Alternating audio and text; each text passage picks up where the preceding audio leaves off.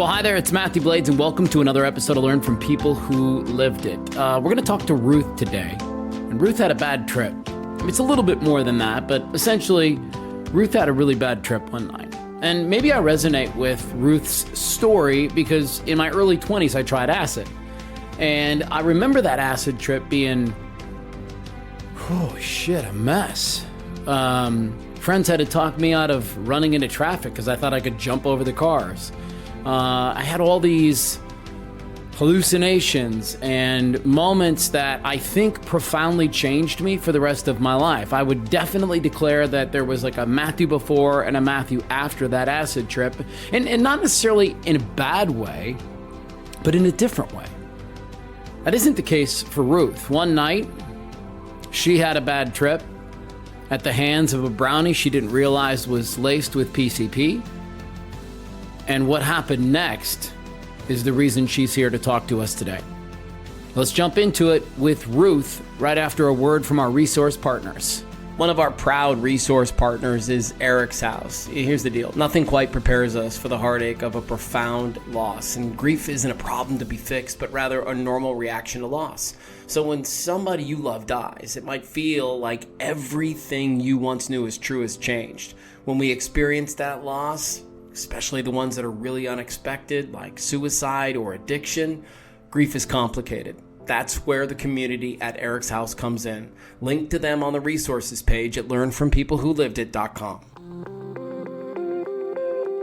Looking for no bullshit conversation about mental health? Find Learn from People Who Lived It wherever you get podcasts. Search it using all one word. Learn from People Who Lived It. Welcome to another episode of Learn from People Who Lived It. Hello, I'm Ruth Poniarski, and I'm from Long Island, New York. What story are you here to share today?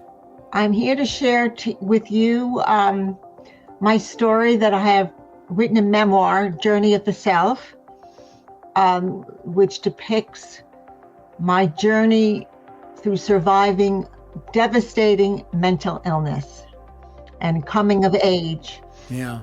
So who do you hope hears this? I hope college students hear it, parents, grandparents, anyone who's going through strife and feels isolated and alone. You're not alone. So welcome to Learn from People Who Lived It today. We're going to sit down and visit with Ruth, which I'm going to have to tell you out of the gate is one of my favorite names because my mom's father remarried after his first wife passed away, and he married this beautiful woman named Ruth. And so every time I hear the name Ruth, I think of the sweetest soul I ever knew. And so first and foremost, I love that name. Dr. Frank Bavacqua was scheduled to be with us on this podcast today, but guess what happened, Ruth? What happened? He and his wife had a baby a couple of days ago. Wonderful. And so, yeah, he's in flat out panic mode, I'm sure right now, trying to figure out what it all means. And, I don't know if you've got kids yourself, but I do. And I know what a ride it is. And I know how crazy it seems for the first crazy. I have two grown kids. One is 34 and my son is 36. And it was not an easy ride. Yeah, not at all. Well, listen, let's jump into a little bit about what we're here to talk about today. There's a few things that you guys don't know about Ruth just yet, but you will come to learn. And I would love to start with kind of 0 to 10. I think it's a nice way to get a little snapshot as to kind of how you got wired as a little girl. And so will you give us a sense of the first 10 years of your life, Ruth? Okay, the first 10 years was pretty smooth. I grew up in a neighborhood where men were from World War II and the women, and it was a baby boom. And there were a lot of children in my neighborhood, and we'd play in the snow in the winter. We'd play outside all day, come in and have dinner. I would walk to school. Elementary school was about a mile away. So my brother was older than me, 3 years. We would walk to school. Even when I was 5 years old, we would walk to school. There were no problems, very outdoor life. And then a very interesting event, my mother, when I was at the age of between 6 and 7 years old, my mother, a little eccentric and an artist, she took me to a life drawing class where there was a nude model, a woman by the same name as my mother, Augusta. She said to me, "Don't laugh. I want you to draw the lady." So I depicted it very well. I got the torso correct. And then the bottom part of the body was almost like a Picasso because I sort of lost concentration. At that age, your concentration and discipline, is not that much, but it was enough to depict a Picasso drawing, very advanced. Let me show everybody what you have here. I went to your website to look at this photo after I knew you would talk about this story. And that is the drawing right there. You can see it on the screen for those of you that are streaming the show on YouTube. Yeah, that 6 is or what 7. you draw. Yep. So from that moment on, I was really influenced to look at the physical environment, really look at things, just absorb things. And I really, really became an artist from early on, even though I didn't adventure into that in college. I went into architecture because in my youth, I was good in math. Obviously, I was good in art. And in high school, I was good in physics. So I put all those 3 things together and I said, I'm going to go to architecture school. So that. Can I ask you a question really quick? Yeah. One of the things that I'm taken by is your mom's decision to take a little girl to a class where there's going to be a nude woman to do the thing, and not from the standpoint of like a stuffy standpoint, but from a bravo standpoint, right? Because all too often we sexualize situations for kids way too soon, and it would seem to me like this was your mom saying, "Hey, don't laugh. You can look at this woman. She's just like you, and you can just draw her, and there is nothing else there." Is that the sense that you've gotten after, because now you can look back on the situation with a different lens, but do you look at it the same way? Like, bravo, Mom. Thank you for exposing me there early in the right way. Yeah, kind of. Yeah, my mother was really ahead of her time. Yeah, sounds like the only thing that really upset me, though, she thought the drawing was so good. She entered me in a contest with 5, 6-year-old drawings. They were all, displayed on the wall. And I believed that my drawing was the best there. Uh-huh.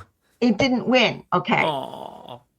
Because politically you're showing a nude in a group of young children's drawings. Right. So it kind of like, in a political sense, it didn't belong there. It was like too advanced.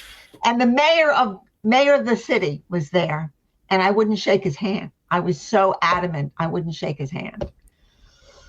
That's how I reacted. I really believed in myself at the age of 6 or 7. I believed that was the best. Yeah. Good for you. Yeah. I mean, that kind of confidence is the stuff that people would pay for, as an adult. So 0 to 10, you went through that sequence. Would you say that you, for all intents and purposes, had a good childhood, a bad childhood, traumatic, volatile? Like, what kind of word would you use to describe it? Well, I think it was a good childhood. But the thing in those days was parents didn't really talk about problems in an open way. Sure. And that's from my grandparents' generation. They didn't really talk through problems at the table or personally. You'd go to school, you would do your homework. I was bored a lot. And my mother, she gave me French lessons, and I went to Hebrew school, but I didn't really connect with what she was offering me. Interesting. She took me to the art class. That was the greatest thing, but she didn't continue in that vein with the art, even though art was really, I think that was my essence, to like and enjoy art and be good at it. But she didn't really nurture that, even though she started me on that path. Yeah. Huh. Let's fast forward a little bit. The year is 1977. Yes. You are in your 4th year at college, where I guess you're studying to be an architect. Yes, it was a And 5-year program, 5-year architecture program. so what happens? Give me a little sense of what's shaken out in 1977 that leads you to this big life-altering event for you. Oh, yeah. Okay. So in 1977, that was the beginning of my 4th year. I returned to college. Let me go back a little bit 2 years before. In my sophomore year, I was very much in tune with all the architecture students. We were a group, we were a clique. We would have little parties, we would smoke marijuana. Well, and I became a victim of smoking too much marijuana. And after that, I became paranoid, I became listless, goalless, floundering, not good in my studies. My freshman year was excellent in my studies. My sophomore year, boom, I took a downhill course. Continued into my junior year. And in my junior year, I had a lovely boyfriend, very, very creative like me. We were like buddies. But when I returned to my 4th year, he didn't return. He stayed. He was living in Europe with an American family, and he decided to transfer to Sweden to an architecture school. So we were continents apart. I was really feeling isolated and alone. And also in my junior year, yes, I had dropped out of the core design course. The design course in architecture school. Oh, my dog. Can you hear my dog barking? He's fine. Yeah. What's his name? Okay. His name is Caesar. All right. At least we know when he's barking, we know who it is. Yeah. Anyway, so I dropped the core design course, which was really central to all the relationships with the architecture students in my class.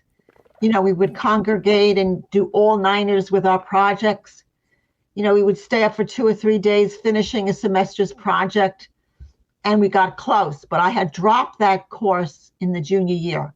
I just couldn't do it because of my sophomore year and what I had gone through in my sophomore year. So kind of bled into my junior year, which bled into my senior year.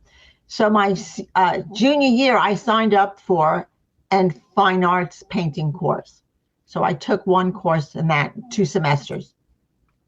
I really connected with that, but still I had that low self-esteem and paranoia that followed me since my sophomore year. So by the time I got to the 1977, the beginning of my 4th year, I befriended an older gentleman who was a PhD student, and he was a graduate of the architecture school. And he was assisting a professor in the school that I took the course in. So that's kind of how I met him.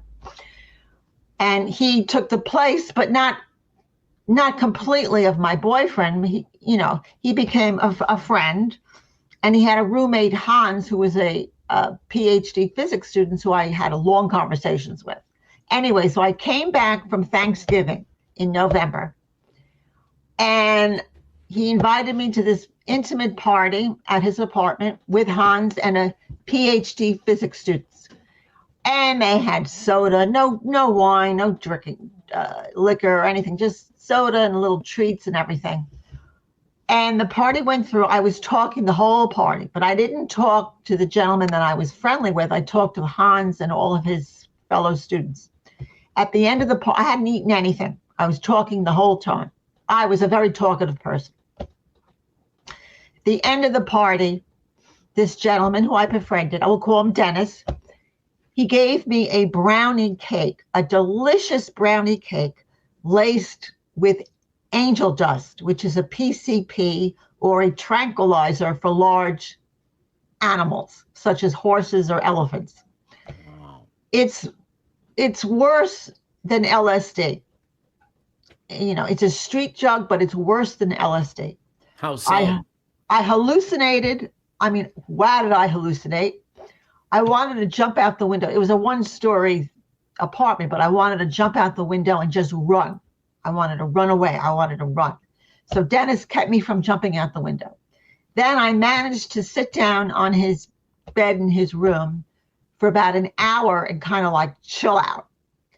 And then that wasn't what he planned. He wanted to go further in the relationship. I think that's the big reason. It's almost like the modern Me Too unit Me Too movement, Yeah. where they drug you and they want to do more to you. Yes. Sort of like that. And I got up after an hour, left the apartment, and I got into my car. And this is college in the north. I won't say the name of the college, but it was in the north. I got in the car. I drove to 90, Interstate 90 that goes to Massachusetts. Got on, went that direction. Then I turned around and I went the other direction through New York. And all of a sudden, paranoia gripped me. I was imagining that there was a revolution going on between the capitalists and the socialists, and my people were leaving in spaceships. They were abandoning me to an apocalyptic world. Oh my God, it just came over me like a surge, like a wave. So anyway, I continued to the New York State Thruway. I got on the New York State Thruway, and I said, oh, maybe I can drive to my boyfriend who had left me for Sweden. His brother was going to a college in Poughkeepsie, New York. And I said, maybe I can go there and confront him and whatever. Then I said, no, I can't. And then I turned around and went back up the New York State Thruway. I went back and forth. And then all of a sudden I went back on it. I parked on the shoulder of the highway. I abandoned my car, I think I left my pocketbook in the car.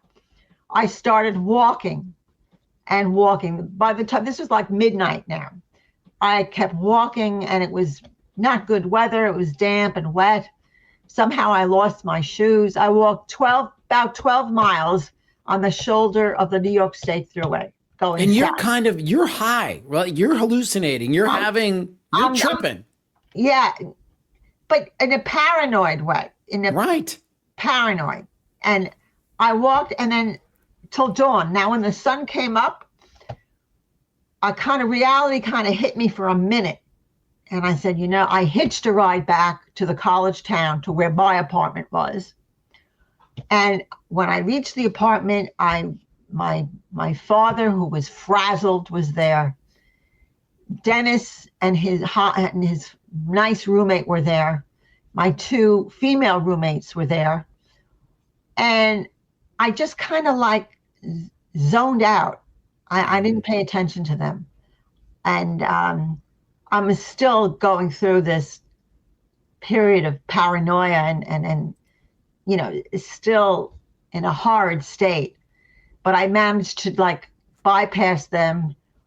And my father my father said, we're going to leave. We're going to go. We're going to go home to Long Island. So I'm going to ask you a couple of questions about this experience. I too, and when I was I think I was about 20, maybe I was 19, I tried acid for the first and only time. And I had a similar experience with it where I got real paranoid for about 2 or 3 hours. And I was like, my friends had to talk me out of running into traffic because I was convinced that I could jump over the cars. And like, it does crazy things to your head. I mean, that's the thing about it. It's such a wild experience.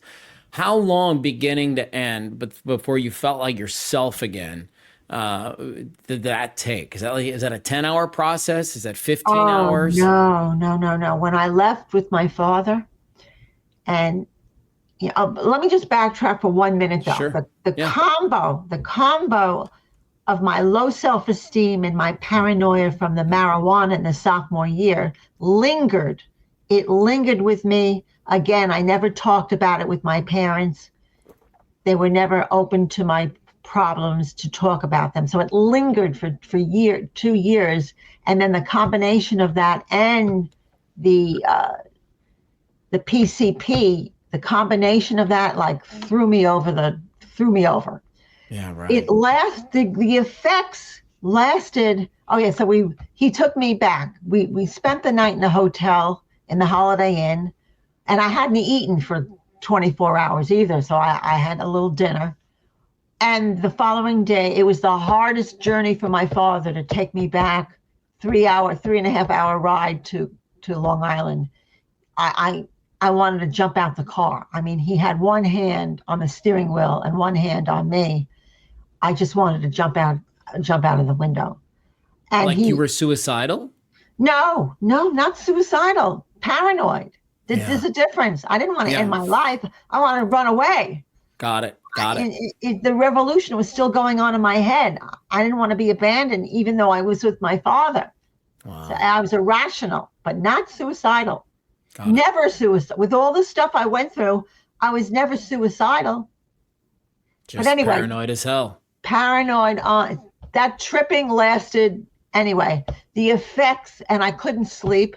And he took me to a psychiatrist.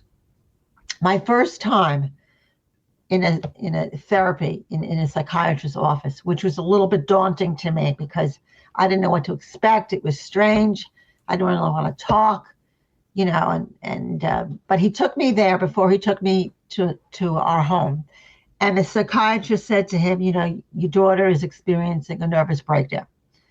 He said, she doesn't have to be hospitalized. You have to take her home. I will give you this Thorazine at the time. Thorazine was a very big antipsychotic at the time. Not many medications at that time. I think there was only two. Haldol and Thorazine was the only two available drugs at that period of time in 1977.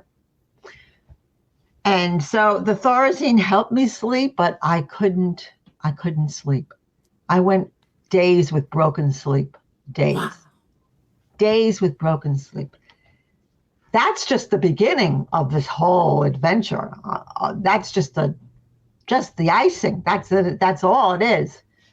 But anyway, so after about 2 or 3 weeks, and my mother, my mother was not very overly warm, so she didn't comfort me with a hug saying, Ruthie, it'll be all right. Nothing like that. But she did was she structured my time.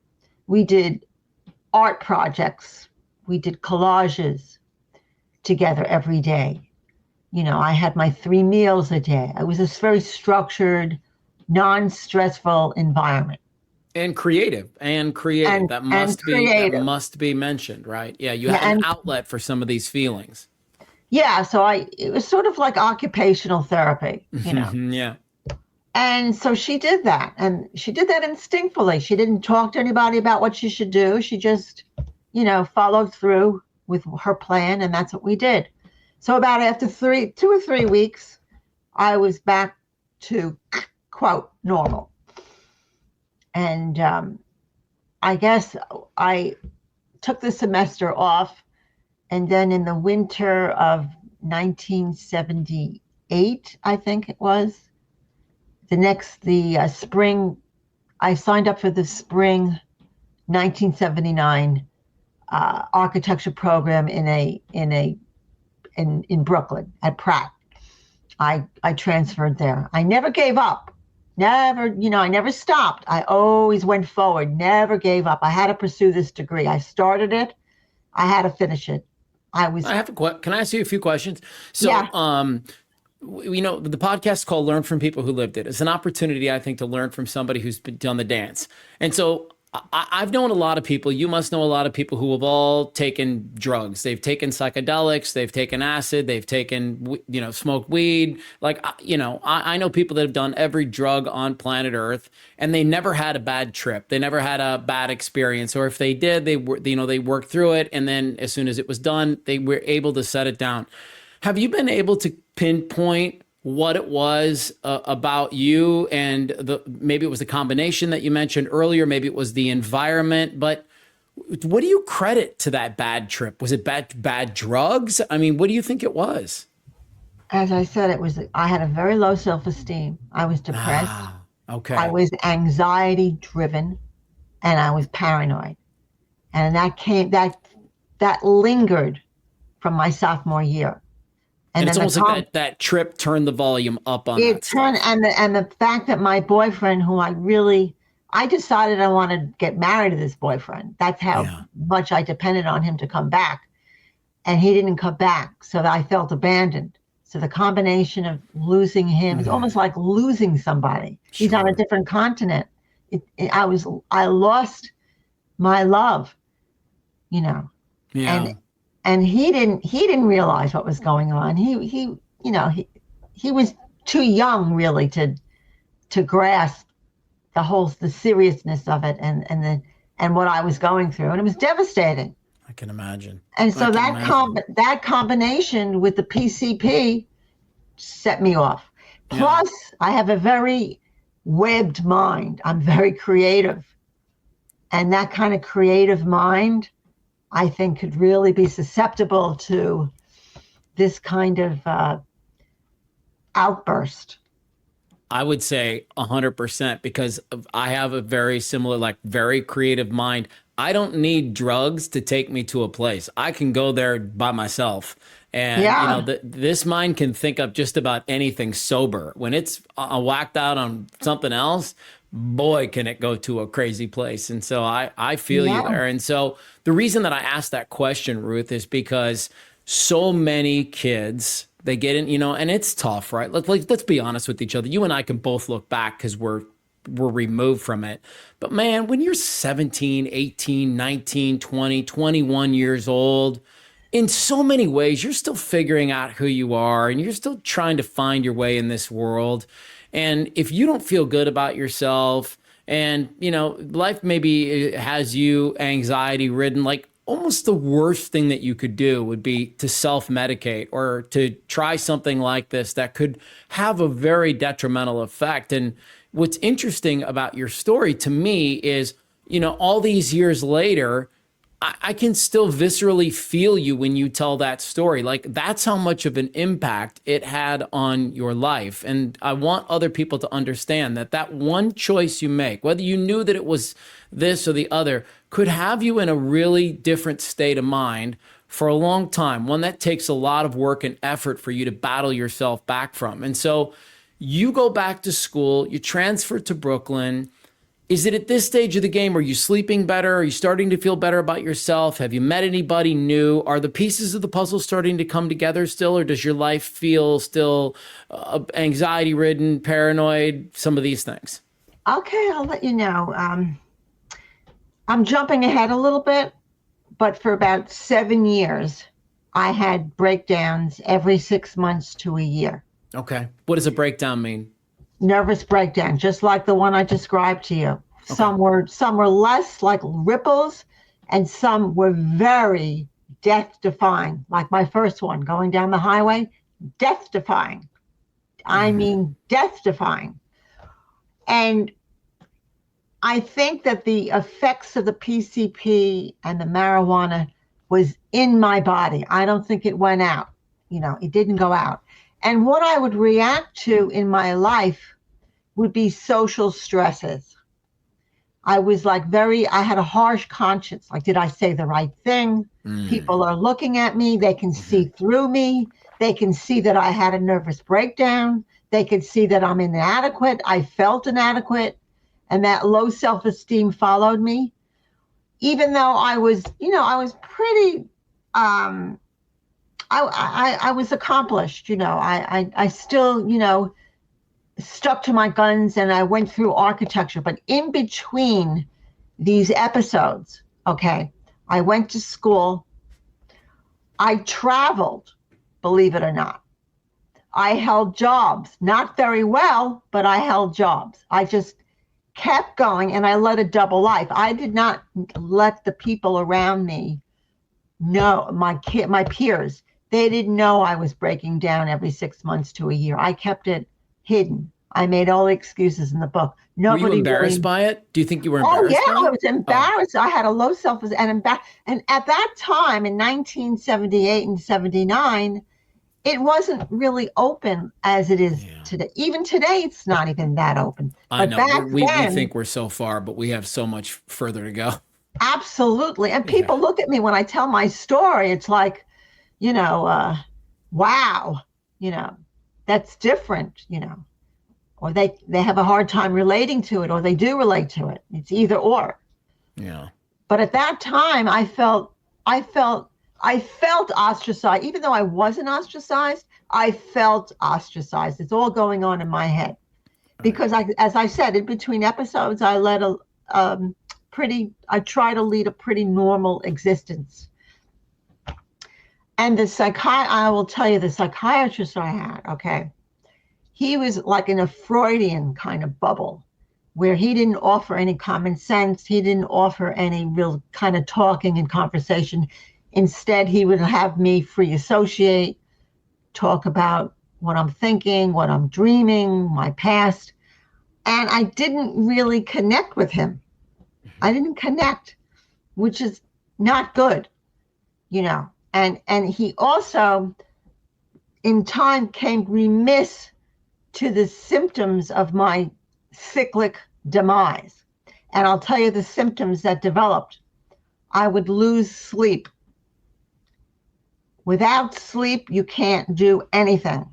I would lose sleep, and eventually it became severe insomnia in a period of time during a breakdown. I had irrational thinking that everybody was against me. They were going to persecute me. They were ostracizing me. I was a pariah. I was anxious and paranoid, as I said. And I lost my appetite, and I didn't pay attention to the weather conditions outside and that kind of thing. And he never asked me, are you sleeping? Very simple question. Are you sleeping? He never, ever asked me. He was remiss. And during my normal time, I appeared pretty normal, you know, even though all this stuff was going on in my head. I didn't really talk about it with him that much. So he didn't really read me very well. And for 7 years, and I'll tell you, shall I go to 1984? Please, yeah, jump wherever you want to go. The whole thing culminated in the worst scenario. Okay. I signed up for a psychological workshop, like S. You remember Erhard seminar workshop? So a psychological. I feel like I've heard it before, but I'm not super familiar with it. That was in the 70s. It was very big. People went, they thought they felt better, and psychological. Anyway, this was I call it a psychological workshop. I was led to believe that there were lectures on how to be assertive, how to analyze your dreams, and that kind of thing. Instead, it had 30 participants, and they had exercises, and some of them were confrontational. Well, that made me stressed out. That, again, my whole cycle started again. It was a cycle. Starting out with some sort of social stress, or, you know, that would trigger my break. Okay, so I went one day. It was in the city, and I was living in the suburbs. I went there. And the first day, I barely got through. I went there a second day. It was a 5-day workshop. I went there a second day. I barely got through. I came home. I wasn't eating and I wasn't sleeping. And I called them up and I said, I can't continue. Well, they tried to coerce me to come back. They didn't give up. And my partner from the workshop, we all had partners. Believe it or not, he was so abrasive. He came out to my apartment. He knocked on the door and yelled at me to come back to the group. I didn't let him in. I didn't even open the door, but that made me even more paranoid to the brink. So I called my psychiatrist and he said, don't return to the workshop. Do not return. I didn't return. He didn't say anything else. He said, maybe increase your medication. I was taking Haldol, I think, at that time. Okay. Increase your medication. Well, for me, first of all, I was always in denial, so I wouldn't take the medication. I wasn't disciplined, and I didn't take the medication. Not that it helped any. I don't even think it helped me that much at all. Anyway, the third day, my parents were on vacation, so they weren't around. They were in a town about 25 minutes away. They were on vacation. And also, by the way, I will add, in therapy, my psychiatrist did not include my parents. He was going on the train of thought that I had to develop independently. I had to be independent and develop outside support systems, which was a major, major league mistake. Be it as it may. So the workshop was Wednesday, Thursday, Friday. Now we enter Saturday. I'm pacing back, no sleep. And then unfortunately, the neighbors of my apartment, in my apartment building, my neighbors were renovating their apartment. So I had these drill sounds going on all day, which were making me even more paranoid. Sunday arrived, my fourth day without sleep or fifth day without sleep. My goodness. No sleep. I was pacing back and forth, and then I would sit down and just sit there. And Monday came around, same thing. I just paced back and forth. I had this art book that I had. I would just look through that a little bit and in a spaced out way. Tuesday morning, I barged into my psychiatrist's office and saying, his office, which is about also 20 minutes away, I said, I don't feel well.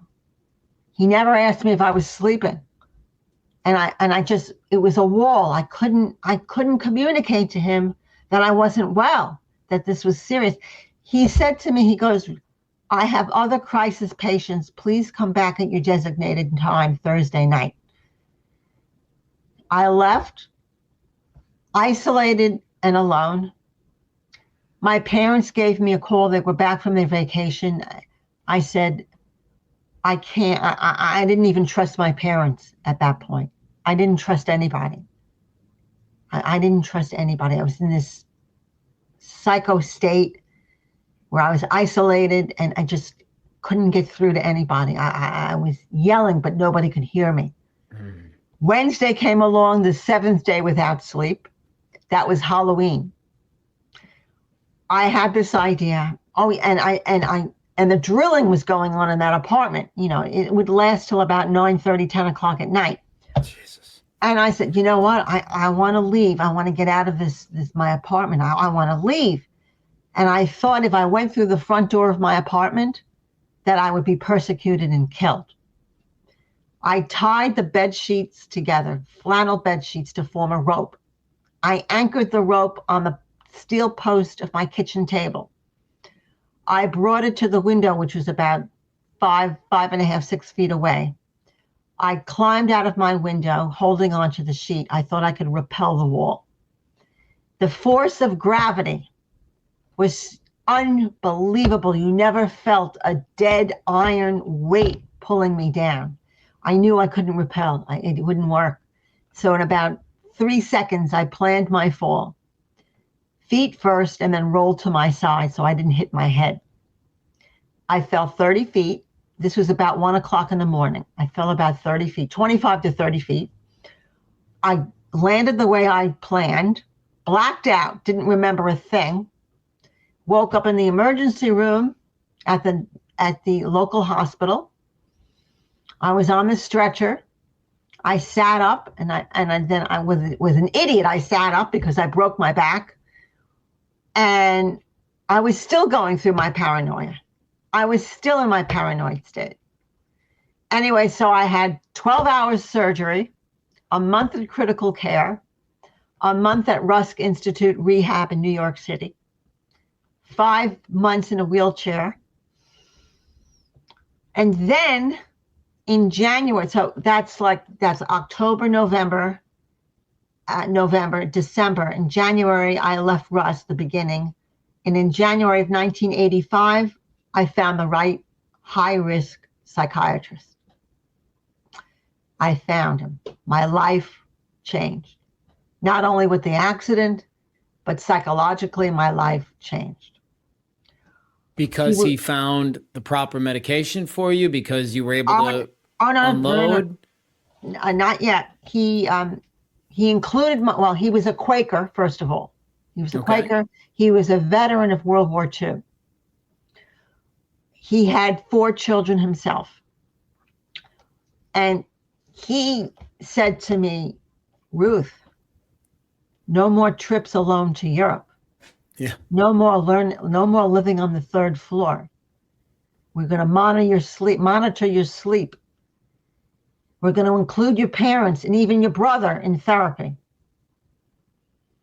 He said, and he had essays that he has written on how to maintain your sleep, how to eat properly, vitamin therapy, how to even invest your money, how to have positive relationships. So all of this, and then he was very common sense, and he would add to the conversation, and he would take notes. He would note down my dreams. He would tell me about my dreams. So I learned about myself in a deeper sense.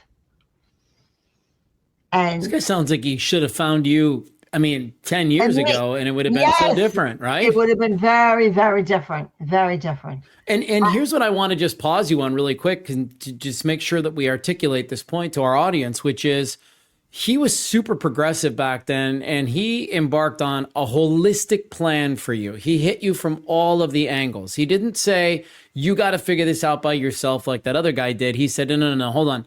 We're going to get you rested first, because you can attest to the power of not sleeping. When you don't sleep well for a couple of weeks in a row, or even a few days in a row, it's super difficult to think logically, to even make decisions. Like, that lack of sleep has such a huge impact on us.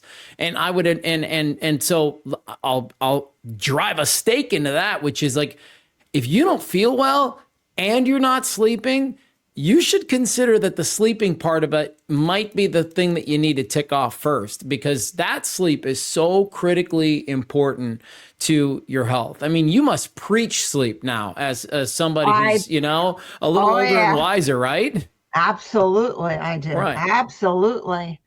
Yeah, absolutely. And I imagine going 7 days without sleep. You know what? I can't. It was like I was a soldier. Like, soldiers in war go without sleep. And they have to think and defend themselves and defend their country. Think about the harshness of a soldier's life. I was a soldier in civilian. I was a civilian soldier. Man. Wow. In a war myself. And I'm telling you, the end picture of this whole thing was, I'm jumping a little bit. I'm going to jump, is to accept yourself. Yes. And to learn your limitations, because we all have limitations. We all have limitations, and you have to learn that. And that's part of knowing yourself and coming of age, to know what works for you. As far as career, as far as everyday taking care of yourself, taking care of others, that you really have to accept yourself and grow to love yourself and understand yourself. And once you do that, which is harder than it sounds, because very hard. It took me many years. Maybe in my 30s, even in my 30s, but I started when I was in my 30s, and when my new psychiatrist, his name was George. Mm-hmm. And George, in 1988, he said, Ruthie, why don't you take up art? Why don't you, take up art? And from that moment, I took up art, and I left the construction architecture world. Let me tell you also what compounded my social stresses and what I went through was being employed in a male-dominated field at the time. I can imagine. And I didn't really have a mentor. My father was there, but he wasn't really a mentor in a specific way in architecture. Even though he was in the construction field, he was a commercial roofer. But he was of the World War II mentality in a way, even though he said, Ruthie, give it up. Don't just give up architecture. It's torture. Don't do it. I didn't listen to him. I went forward. I kept going forward. I had to finish the degree. I had to work. I had to do it. I was in a path. With all this going on, I never gave up. I never, ever gave up. I always moved forward.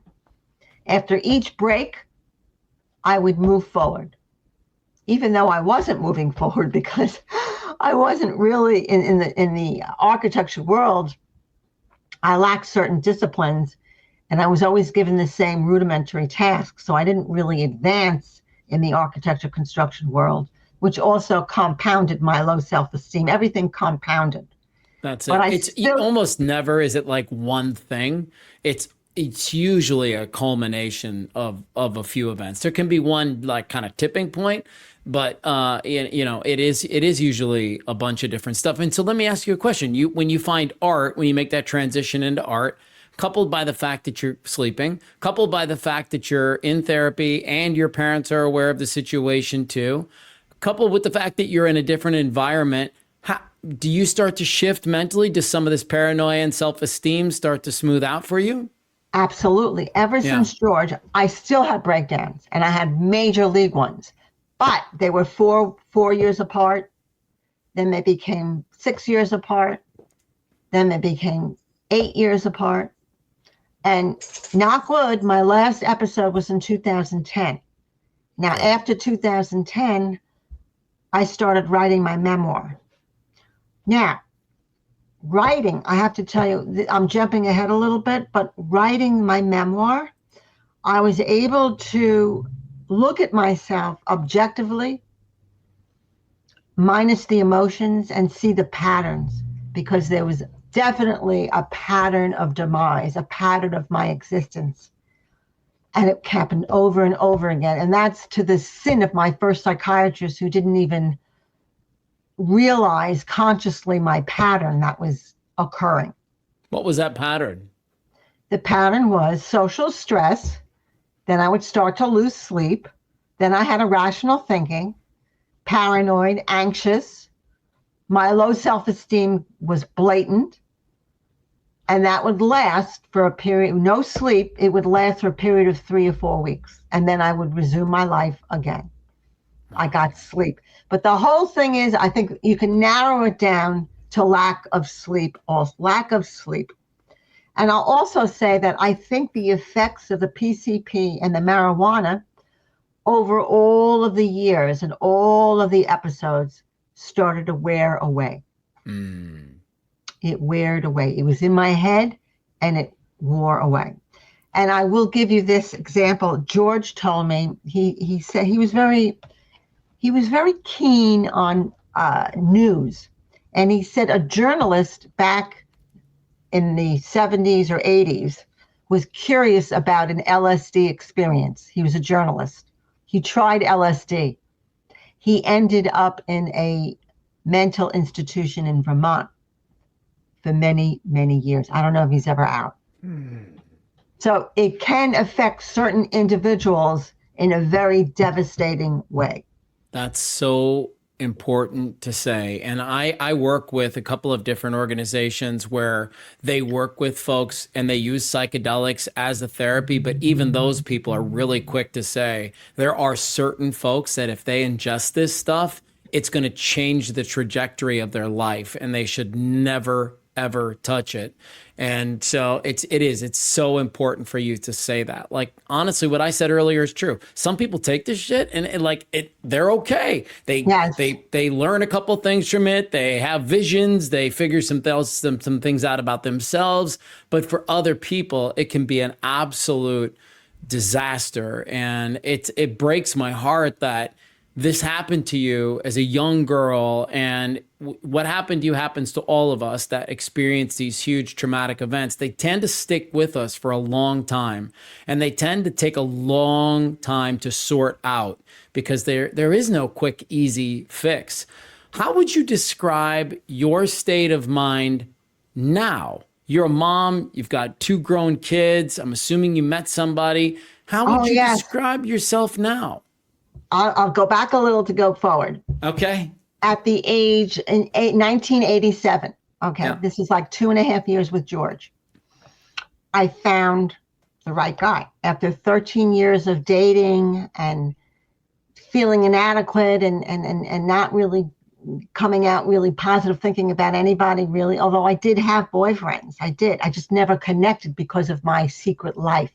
I felt isolated, even though I had friends and boyfriends. I tried so hard for normalcy. So hard. Anyway, I met my husband through a dating service. I had signed up for this dating service, a lot of failures. I said, you know what?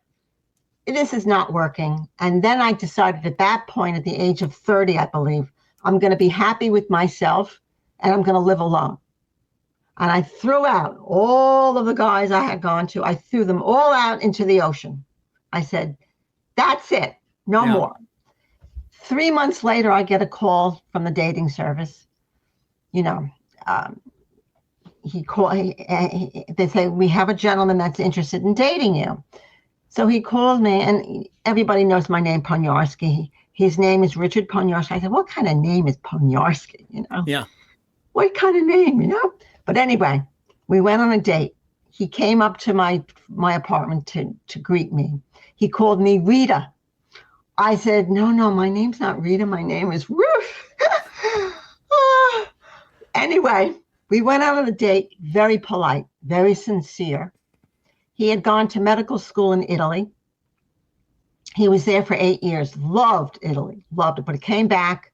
He moved in to Queens with his parents temporarily. Anyway, so being as that, we had a great conversation. He finished med school, and he was aspiring to be a psychiatrist. And so at that time, I'm saying to myself, you know, I've been through so much. I bet I would make a good social worker. So I kind of connected with him, and I thought, you know what, I may want to study to be a social worker. This was in 1987. We went out on a second date, okay? I was going through a mini ripple. I don't know why. I was going through this mini ripple, a lack of sleep, but not. It wasn't devastating. It was. I would call it a ripple breakdown. On our second date, I did not say a word. He talked the whole time. We were in this little Indian restaurant for about 3 hours. We closed the restaurant, and he's looking at me. I'm not saying anything. He's doing all the talking. I didn't say a word. He thought, wow, this is really, you know, what's up with this woman?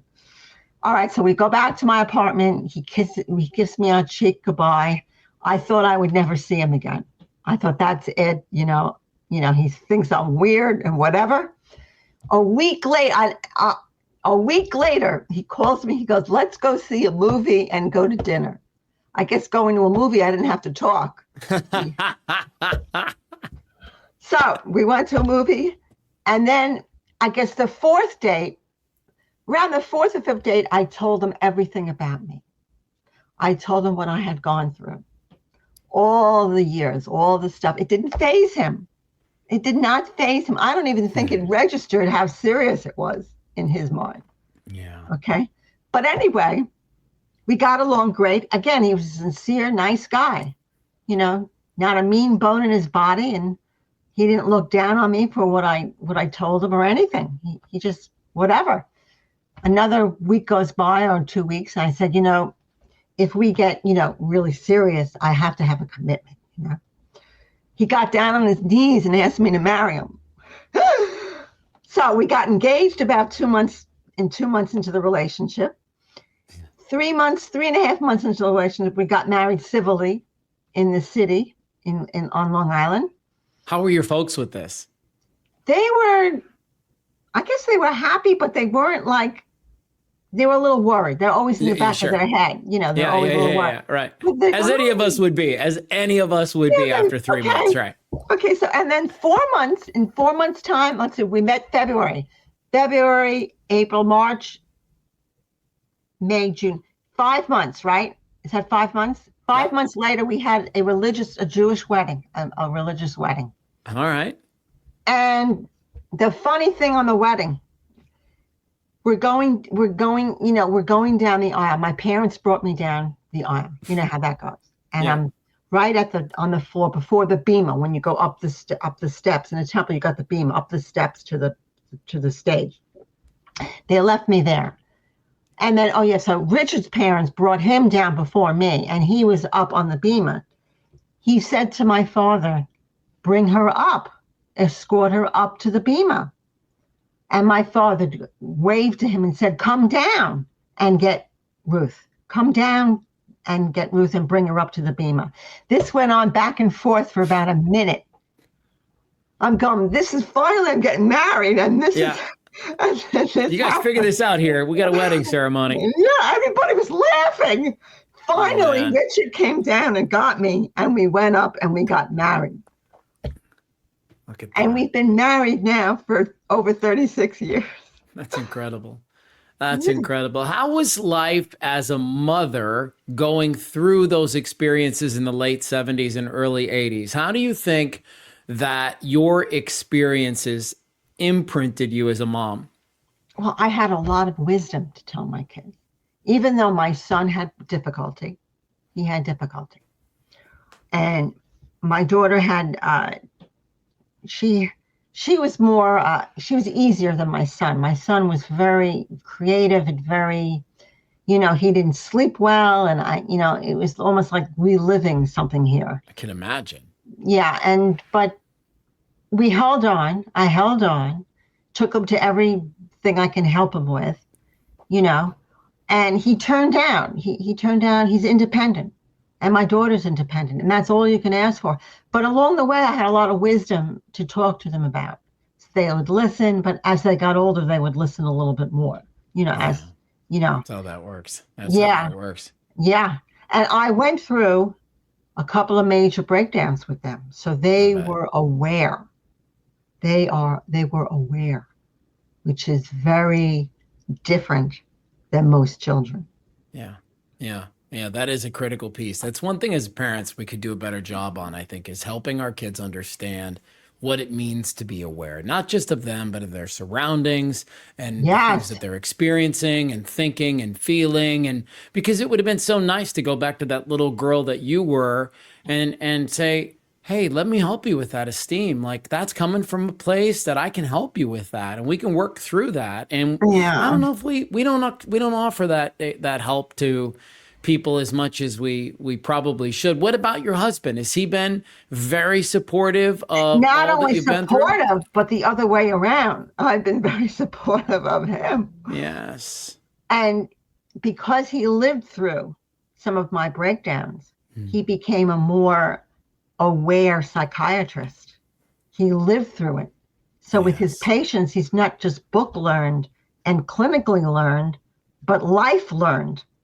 And a lot of psychiatrists, unfortunately, have not been through that kind of a thing with a family member, Yes. Well, listen, I'm going to show it on the screen here really quick for everybody, but this is it, a memoir of an artist, Journey of the Self. Ruth, it's been such a treat to get to know you a little bit and figure out how you got from point A to point B. And what a wild ride. I mean, from tripping on drugs to driving your car up and down the freeway to jumping out of a building. Look, it all worked out. And I think if there's an underlying message here, it's this message of hope. It's that it can feel crazy right now. It can feel out of control right now. You could not be sleeping. You could not be in good relationships. You could not be in a good job. Your life might feel like a jungle gym, but it is possible that you can heal. It is possible that you will work yourself out of that situation, and it doesn't have to be your forever. Isn't that, so important to let people know while they're going through hard things? Absolutely. And they're not alone. These people think that they're all alone, but they're not. Read books. I'm telling you, read biographies. Yes. I tell people. And also I said, keep a journal. Keep a journal of what you're going through, your feelings. Keep a journal. If there's one more question I can ask you, it's to kind of take us back to where you started, which was the late 70s and taking the PCP. Yes. For somebody that's taken drugs and had a really adverse reaction to them, what kind of advice might you offer? Where would be a good place for them to funnel some of this confusing energy? Well, don't. If you take it, I would suggest talking to a counselor or somebody. Okay. Don't think that there's no hope. If you react that way, talk to somebody, communicate. It could be a counselor, it could be a family member, it could be a religious person. You have to communicate. You really have to talk it out, not just keep it within, and go nuts, really. And find that person. I also want to say to you, it took about 20 years to find the right medication. Right. I found the right medication in 1999, an antipsychotic. And the right dosage was a few more years later to find the right dosage. So I say to people, if the medicine you're taking is not working, because it's a very gray thing with psychotropics, very gray, try another one. Don't hesitate. Don't wait. And if you're not connecting with your therapist, social worker, or person that you're talking to, try somebody else. Don't wait. Don't wait 2 years. Right. I'm saying, because it's a very gray field. It's not like a heart attack where you have a medication. If that one's not working, you have another medication. That's sort of like black and white. Right. But the mental is very gray. It's very hard to define. And if somebody does want to end their life, that's really hard to decipher as somebody else. It's all inside of them. So that's a really hard line to hold, to save, I do. We've said it so many times on this show. If your first therapist isn't a fit, you got to go to the second one. If the first medication isn't right, you got to keep moving to the second one. And the beauty of today, when you stop moving. Say that again. And the beauty of today is there are many medications. There were many. Back when there was only 1 or 2 medications. Right. And also therapy, you can have therapy online. You can go online and get therapy. You can sign up for a counselor online. So there is avenues you can take, Yes, absolutely. I love it. What a fun chat. Thank you for helping us understand a little bit more about it. And I was also thinking, didn't you say that your husband is a psychiatrist? Yes. Is this not proof that the world works like you ended up with the psychiatrist? That's amazing. Yeah, and I'm his therapist. Bravo. Ruth, continued success with life and this new book, The Memoir of an Artist's Journey of the Self. And we appreciate your time. Thank you so much. We have 3 goals with Learn from People Who Lived It. 1, to help you feel less alone. 2, encourage you to seek out a coach, a therapist, a church, anyone who can help you get through your journey and find some healing. 3, when you're ready, share your story with us. Find Learn from People Who Lived It wherever you get podcasts. Search it using all one word. Learn from People Who Lived It. You've probably heard me say this before, but most of the things that kill us are preventable, and that's exactly why I put my heart in his hands, in his care. I'm talking about Dr. Robert Todd Hurst and HealthSpan MD. He's my cardiologist because I appreciate his holistic approach to heart health. There's nothing out there like HealthSpan MD, his AFib reversal program, his CAD reversal program. Get the link on the resources page at learnfrompeoplewholivedit.com. At Mental Joe, they sell more than shirts. They sell apparel with a purpose. In fact, my favorite hoodie in my closet is a Mental Joe hoodie.